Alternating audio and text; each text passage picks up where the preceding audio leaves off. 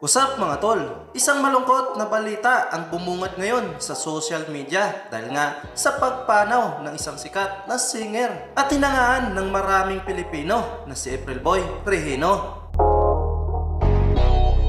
Si April Boy Regino ay isang sikat na mga awit noon.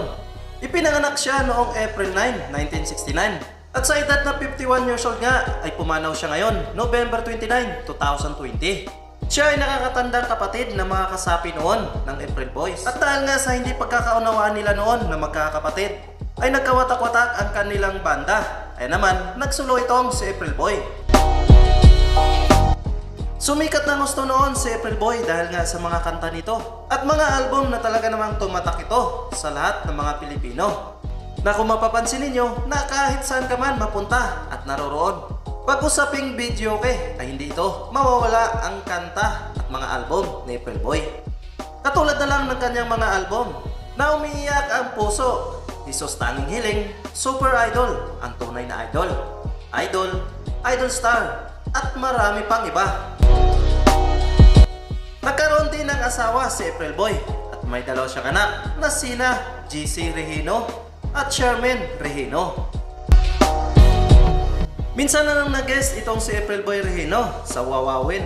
Nung makarang taon ang nakalipas nang minsan niya nga itong naikwento ang kanyang buhay at kung ano ang nangyari sa kanya. At dito niya na nga naikwento na nagkaroon siya ng diagnose na first stage cancer noong 2011 at dahil nga dito, naapektuhan nga ang kanyang mata at nabulag na siya dahil nga sa pagkakaroon niya ng cancer.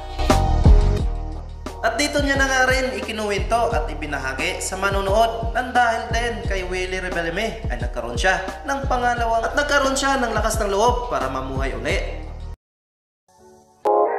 Ang pagpanaw nga ni April Boy Regino ay kinumpirma ito ng mismong kapatid niya na si Bingo Regino. Nayon pa nga sa kanyang malungkot na pahayag sa kanyang Facebook page. Nakakalungkot naman ang araw na ito, wala na ang kuya April Boy ko, Bingo Regino. Dahil nga sa pagpanaw ni April Boy Regino ng nag-iisang idol natin. Ngayong araw na ito, November 29, 2020, ay nagluluksa ngayon ang mundo ng music industry.